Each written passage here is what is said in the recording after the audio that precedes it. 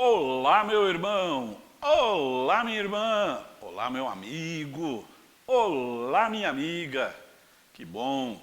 Mais uma vez nos encontramos com o objetivo de estudarmos a Palavra de Deus. Como é bom dedicarmos tempo para a compreensão daquilo que Deus deseja para todos nós. E quando eu olho para a Palavra de Deus, eu compreendo que Deus sempre quer o melhor para aqueles que buscam compreender e também praticar a sua vontade. Como é gostoso poder saber que você está dedicando estes momentos em que aqui nos encontramos para parar suas atividades e aí então abrir a sua mente e o seu coração para que a atuação do Espírito Santo aconteça com o objetivo de que você tenha conhecimento, possa compreender e também praticar a vontade de Deus. Se você puder, junto comigo agora, feche seus olhos e vamos orar.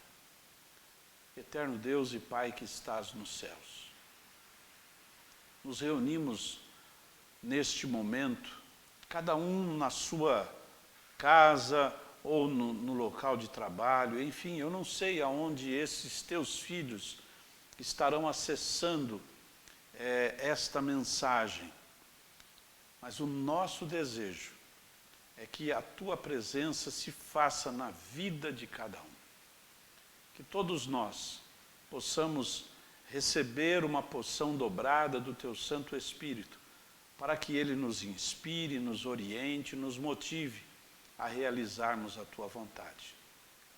Somos pecadores, somos fracos e necessitamos da tua ajuda para podermos solidificar, fortalecer a nossa vontade, o nosso empenho na prática da tua vontade. Portanto, permaneça conosco neste momento em que vamos estudar a tua palavra e que o Senhor nos inspire e nos motive cada vez mais para que juntos possamos crescer no conhecimento e na prática daquilo que certamente o Senhor deseja para todos nós e que há de nos conduzir a Canaã celestial. Em nome de Jesus te pedimos e te agradecemos. Amém. Muito bem, vamos então ao nosso estudo de hoje, não é mesmo? O meu desejo é que tanto você quanto todos os seus estejam bem, para que você possa ter a mente tranquila, sossegada, para compreender o que é que o nosso Deus quer apresentar a você. Hoje, neste momento, nós vamos abordar o tema doutrinário ou doutrinal número 22 das crenças adventistas do sétimo dia. É uma crença importante porque ela procura enfatizar a conduta de como um verdadeiro cristão deve agir na atualidade. É interessante você parar e pensar no seguinte: há muitas pessoas que se dizem seguidoras de Jesus e que normalmente dizem apenas o seguinte: ninguém tem nada a ver com a minha vida. Mas dizem que fazem parte de uma comunidade cristã. É que às vezes essas pessoas, eu fico aqui pensando, que às vezes essas pessoas se esquecem que quando elas dizem que são de determinada religião, aquele que ouve, aquele que está conversando com ela, imaginariamente começa a idealizar o que é ser de uma determinada religião. Então, hoje em dia, eu digo assim, eu sou de determinada religião. Obviamente, você já imagina o que vai acontecer com aquela pessoa, Então, essa igreja tem um cabelão comprido. Então, se ela ainda não tem, você já imagina aquela pessoa que está falando como sendo daquela comunidade. Ah, eu sou de tal comunidade. Ah, bom, então você recebe o Espírito Santo, então você começa a imaginar qual vai ser o comportamento dela, né? Enfim, poderemos aqui citar vários exemplos. E tudo isto se baseia no conceito de que somos seguidores de Jesus. Mas a grande questão aqui que eu quero destacar é que nós, adventistas do sétimo dia, nós procuramos seguir a orientação que a Bíblia dá, e não a orientação que qualquer pessoa acha que seria o melhor exemplo para uma comunidade. Por isso, eu digo a vocês que ser adventista é desenvolver essa crença 22 de uma maneira muito firme e agradável para podermos fazer e praticar a vontade de Deus. Pois bem, nós já mencionamos que como adventistas do sétimo dia, nós cremos e entendemos que Deus nos fala em suas escrituras, ou Ele conversa conosco por meio das escrituras. E nas escrituras Ele nos diz sobre como deve ser a conduta de um verdadeiro cristão, aquele que pratica mesmo a vontade de Deus. Veja, já apresentamos na prédica de ontem o texto de João 10, que diz: eu vim para que tenham vida e a tenham em abundância. A vontade de Deus é que você viva muito e viva muito bem. Os adventistas do sétimo dia acreditam, como eu também acredito, que podemos ter vida saudável, mesmo vivendo em um mundo onde o pecado tem apresentado sua degradação por quase 7.000 anos já. Entretanto, mesmo sendo resultado de tanta influência pecaminosa, tanto eu quanto você, aqueles que procuram viver os princípios bíblicos de um proceder segundo expressa-se nas Escrituras Sagradas, eu diria assim, vivem mais e com melhor qualidade de vida do que qualquer que não se importa com as saudáveis orientações de Deus inclusas em sua palavra. Na prédica anterior, nós chegamos até a mencionar que existem mais de 1000 citações a respeito de saúde dentro da palavra de Deus. Portanto, Deus se interessa sim pelos seus filhos. O cristão inteiramente consagrado a Cristo não pergunta: quão pouco tenho de renunciar para continuar sendo um cristão? Ele não faz essa pergunta. Ele diz sim, ou ele diz assim: Senhor, que queres que mais eu faça? O que o Senhor deseja que mais eu faça para realizar a sua vontade? Sabe, a vontade de Cristo torna-se, quando nós o aceitamos, a nossa. A sua vida, o exemplo que Ele nos deu, passa a ser também a nossa vida. Portanto, para o verdadeiro cristão, para uma verdadeira conduta cristã, é imprescindível o cristão se identificar com Jesus.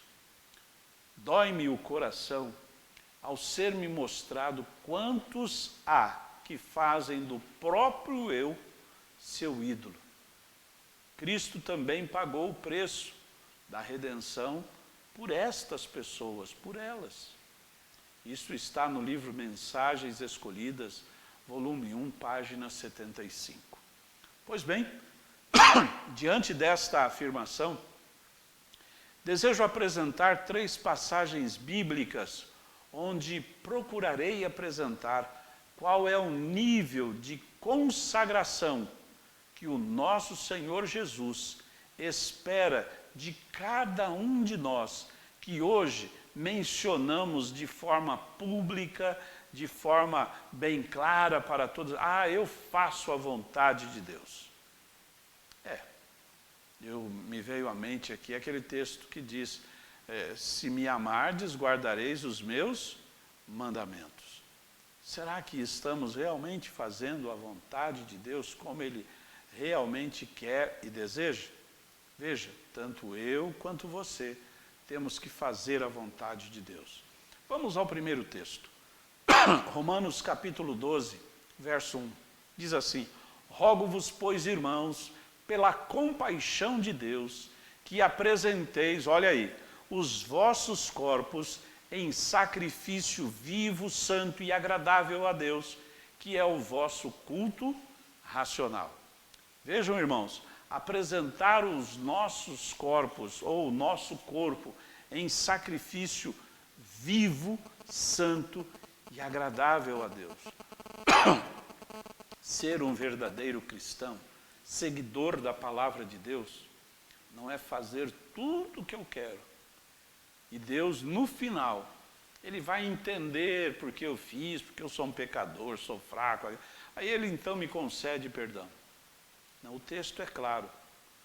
Rogo-vos, pois, irmãos, pela compaixão de Deus, que apresenteis. Então, isso tem que ser intencional.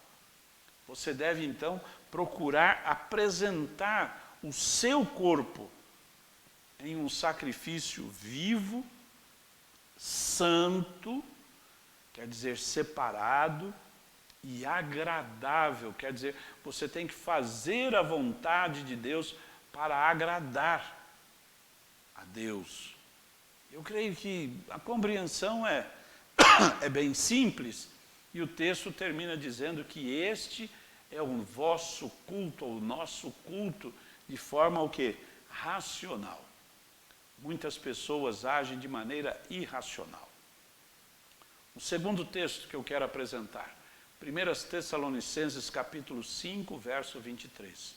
E o mesmo Deus de paz vos santifique em tudo. E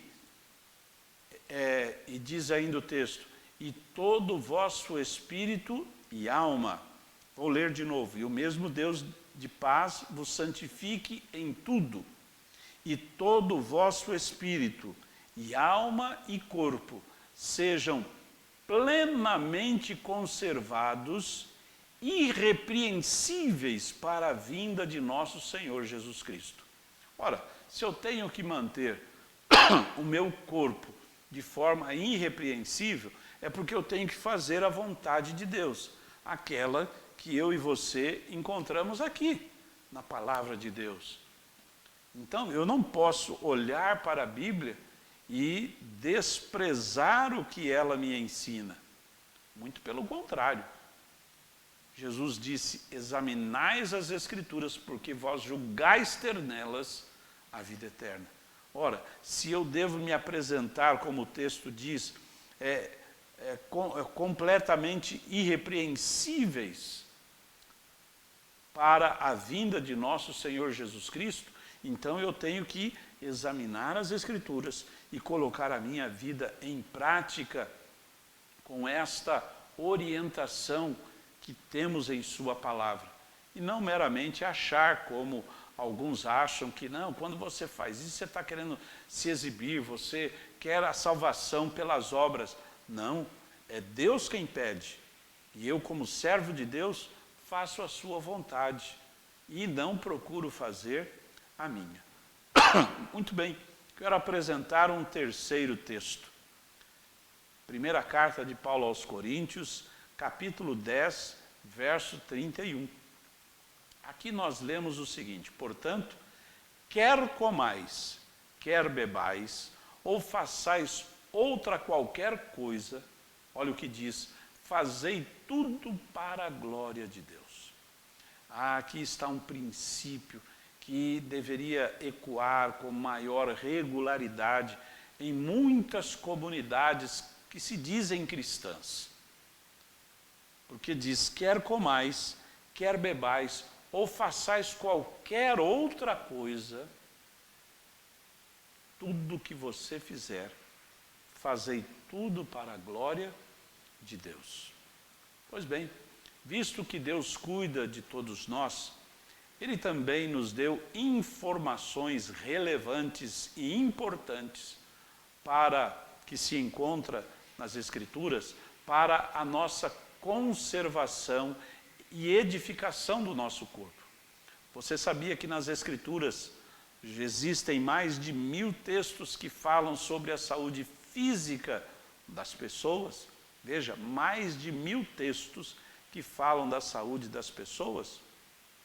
E Deus é Ele que nos concedeu e nos concede na atualidade, bondosamente, estas informações específicas quanto à melhor maneira de como devemos cuidar do nosso corpo.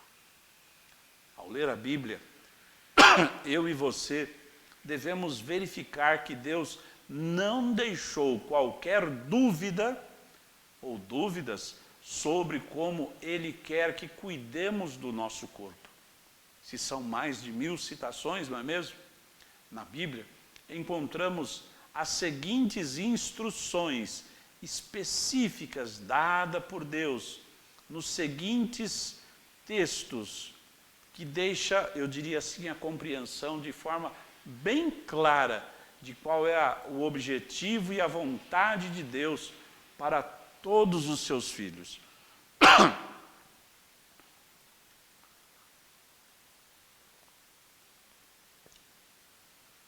Quero apresentar ao amigo, ao irmão, o texto que está no Velho Testamento, o primeiro livro da Bíblia. Gênesis, capítulo 1, versos 29 e 30. E disse Deus: eis que vos tenho dado toda a erva que dê semente, que está sobre a face de toda a terra, e toda árvore em que há fruto, que dê semente, ser-vos-á para mantimento. E a todo o animal da terra, e a toda ave dos céus, e a todo réptil da terra, em que há alma vivente, toda erva verde será para mantimento. E assim foi, segundo nos apresenta Gênesis. Em Gênesis também, capítulo 3, versos 18, diz: espinhos e cardos também te produzirás, e comerás a erva do campo. Veja, meu irmão, que a vontade de Deus é que nós pudéssemos manter uma alimentação leve, saudável, né, sem envolvimento de carne, porque antes do pecado, essa questão de morte, de sacrifício, não, eu diria assim, não estava nos planos de Deus. Por isso ele deu estas orientações.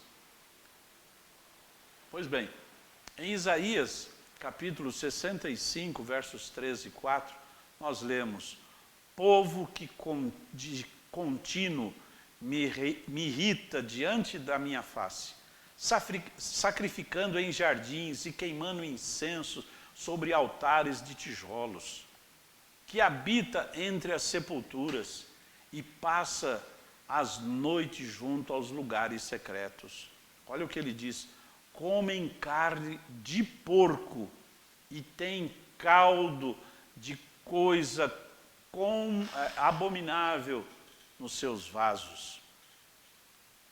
Isaías capítulo 66, versos 15 a 17. Porque eis que o Senhor virá como fogo, e os seus carros como um torvelinho, para tornar a sua ira um furor, e a sua repreensão em chamas de fogo. Porque com fogo e com a sua espada entrará o Senhor em juízo com toda a carne, e os mortos do Senhor serão multiplicados. Olha só agora o que diz o texto: os que se santificam e se purificam nos jardins uns após os outros, os que comem carne de porco, e a abominação e o rato juntamente serão consumidos, diz o Senhor. Eu acho interessante porque no início dessa pandemia, algumas pessoas começaram a falar que esta doença surgiu em um determinado país e porque um morcego mordeu uma cobra ou vice-versa, enfim.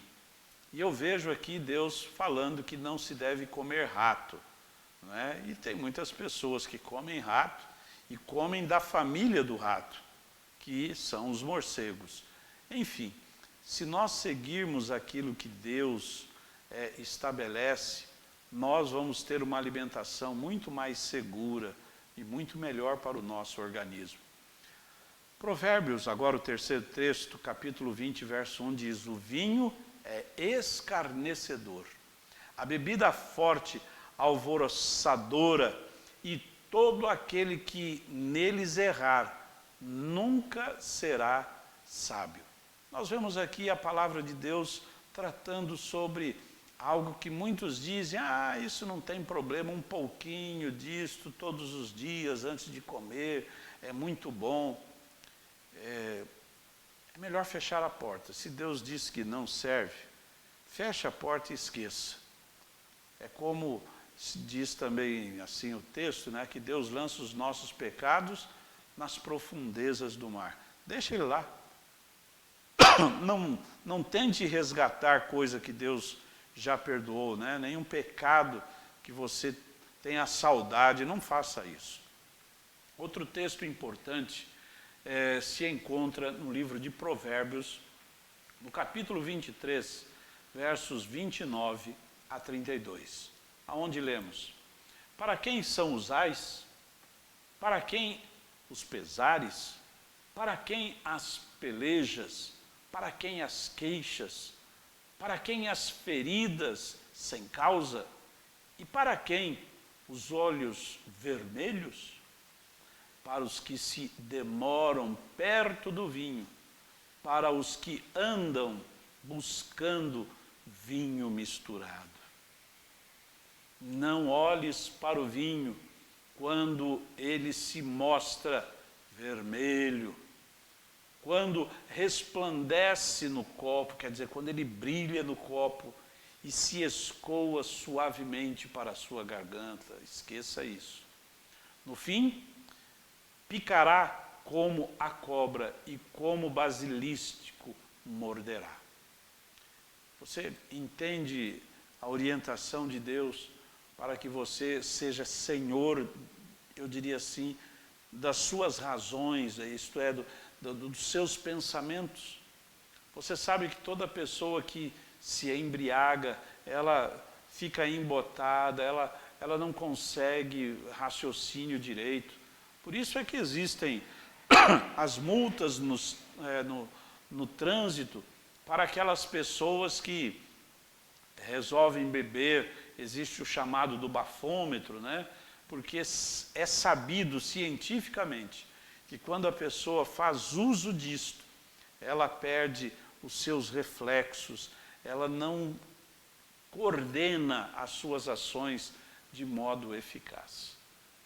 Então, a Bíblia nos diz que nós não devemos fazer uso do vinho, de bebida forte, quer dizer, de pinga, de cerveja, enfim, de tudo aquilo que pode prejudicar você no seu raciocínio. Bem, mas, além de falar sobre bebida, a Bíblia também nos apresenta textos, eu diria assim, de forma bem clara, para nós entendermos a vontade do nosso Deus na questão também do alimento carne. Infelizmente, ele teve que ser introduzido depois do dilúvio, mas Deus não deixou ao léu. Deus colocou ordem ou orientações claras de como é que nós devíamos nos portar nesta questão. O que é que seria o correto fazermos uso? O que é que seria errado, mesmo sendo da mesma família daquilo que nós temos autorização para comer? Deus então fala, esses daqui não. E eu quero convidar você a abrir a sua Bíblia em Levíticos, capítulo 11, E eu quero, neste momento, ler com você. Vou repetir, Levíticos capítulo 11, versos de 1 a 20. E nós vamos então lendo e vamos procurando aí compreender qual é mesmo a vontade de Deus em vários aspectos na questão alimentar. Veja, o texto inicia dizendo assim: E falou o Senhor a Moisés e a Arão, dizendo-lhes: Fala aos filhos de Israel, dizendo: Estes são os animais que comereis dentre todos os animais que há sobre a terra. Dentre os animais, todo o que tem unha fendidas, e a fenda das unhas se divide em dois, e rumina, deles comereis. Não é interessante esta questão aqui?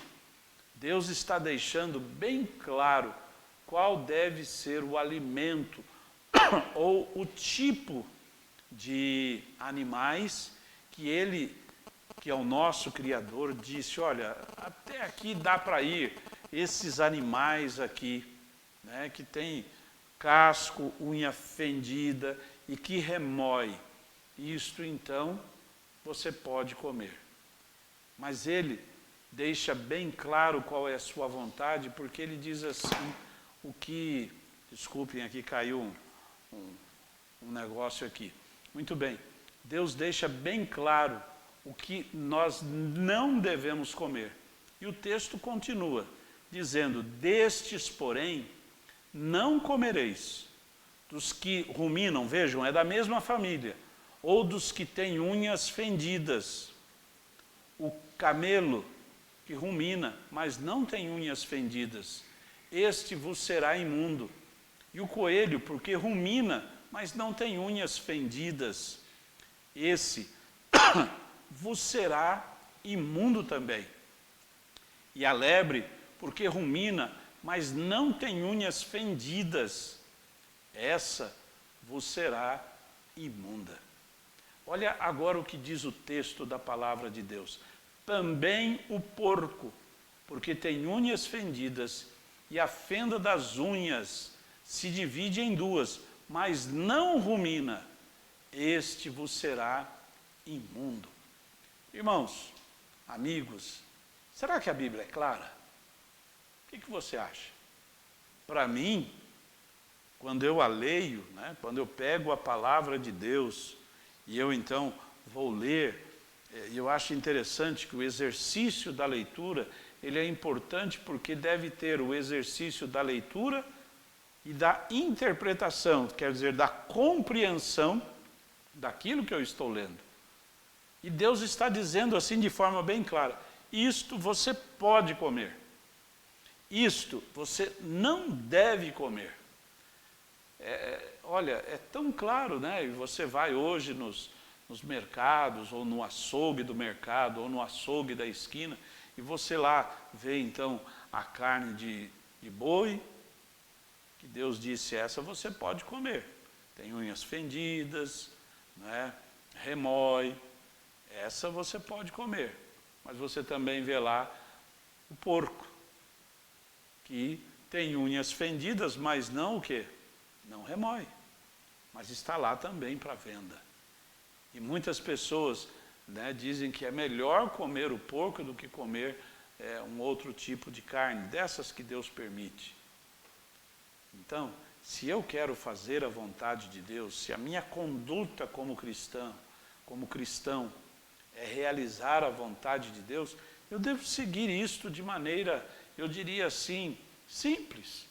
Porque Deus está dizendo de forma bem simples, não é? Ele ainda continua dizendo, o que nós temos em Levíticos capítulo 11. Das suas carnes, quer dizer, do porco, não comereis, nem tocareis nos seus cadáveres. Estes vos serão imundos de todos os animais que há nas águas. Veja, Deus estabeleceu aquilo que seriam animais que estão na terra, né, as famílias, e Ele deixou bem simples para a gente entender. Tem que estar Tem que ser um casco, ele tem que ser partido em dois, tem que ruminar. Se não for isto, não serve. Agora, ele vem trazendo a orientação dos peixes que vivem nas águas. E ele então agora vai nos orientar do que nós devemos comer. Antes de irmos para a leitura do que está na palavra de Deus, eu quero só mencionar a respeito do porco. Você já viu o porco levantar a cabeça para cima? Não, nem eu. Mas bem provavelmente porque o pescoço do porco parece que é preso, ele não consegue levantar. E muitas pessoas dizem que ele não consegue levantar porque ele não tem vontade de agradecer a Deus. Que eu e você não sigamos, talvez, esta ilustração, este exemplo aí. Mas vamos lá para a questão das águas, né? Então é de todos os animais que há nas águas, comereis os seguintes. Olha como Deus é claro. Todo que tem barbatanas e escamas nas águas, nos mares e nos rios, esse comereis. Como é que Deus é simples, né? Mas todo que estão lá nas águas, que não tem barbatanas, nem escamas, nos mares e nos rios, todo réptil das águas e todo ser vivente que há nas águas, estes serão para vós abominação. Ser-vos-ão, pois, por abominação. Aí ele vem agora esclarecendo um pouco mais.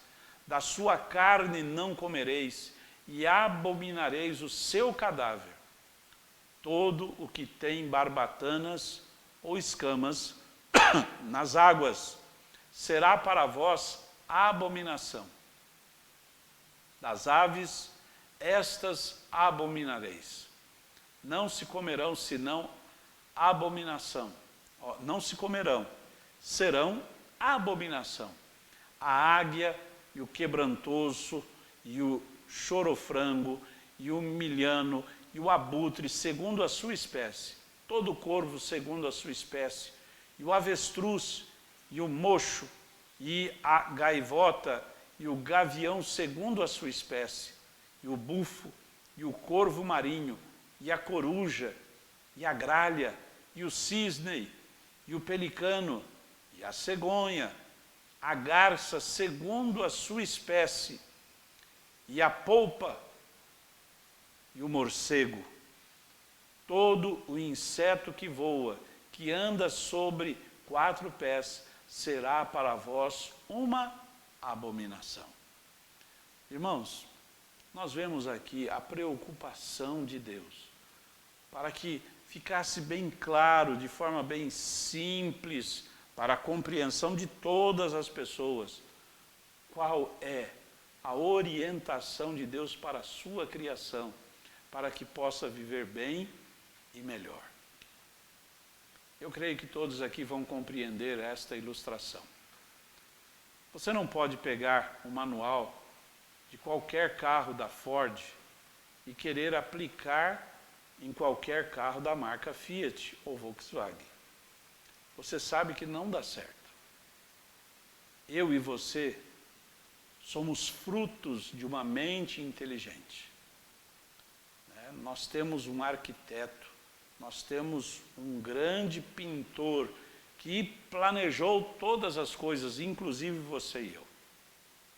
E ele aqui nos diz em sua palavra, por ser o nosso Criador, o que é melhor para nós, para que tenhamos saúde. Porque, como nós já mencionamos, o texto de João 10:10, ele veio para que tenhamos vida, e vida em abundância. Não perca esta oportunidade de poder ter vida, e vida em abundância. Eu diria assim, as orientações de Deus, elas estão aqui em sua palavra. Elas estão aqui de forma bem simples e clara. Basta você sentar e ler. Você vai entender sem muito exercício mental. Você vai entender a vontade de Deus. Portanto, que juntos eu e você possamos tomar a decisão de nos colocarmos nas mãos de Deus, para termos uma conduta cristã, segundo aquilo que Deus nos apresenta em sua palavra. Não o que outros pensam, mas o que Deus ensina. E se você fizer a vontade de Deus, como está lá nos mandamentos, né? Aquele que honra o pai e a mãe, isto então tem possibilidade de prolongar os seus dias aqui na terra. Que Deus possa nos abençoar. Que Deus possa te dar discernimento, vontade e coragem para praticar a sua vontade. Feche seus olhos e vamos orar. Concluímos, bom Pai, neste momento, este segundo estudo sobre a conduta cristã. Como é que o Senhor deseja que nós nos comportemos nestes dias? Portanto, que a Tua bênção repouse sobre todos nós e que a cada dia a presença do Teu Santo Espírito em nosso viver nos dê forças e condições para que juntos possamos realizar na nossa vida a Tua vontade. Perdoe os nossos pecados, permaneça conosco, pois em nome de Jesus te pedimos e também te agradecemos. Amém. Meu irmão, minha irmã, que Deus te abençoe, que juntos possamos continuar a nossa lida rumo a Canaã celestial e que possamos em breve dizer com alegria: eis que esse é o nosso Deus, a quem tanto aguardávamos. Que Deus te abençoe. E até, se Deus quiser, vamos finalizar na próxima quarta-feira, às 20 horas, esse tema que fala sobre a conduta cristã, essa doutrina da Igreja Adventista, que esses textos e essas ideias possam ampliar a sua compreensão da vontade de Deus. Até lá, que Deus te abençoe.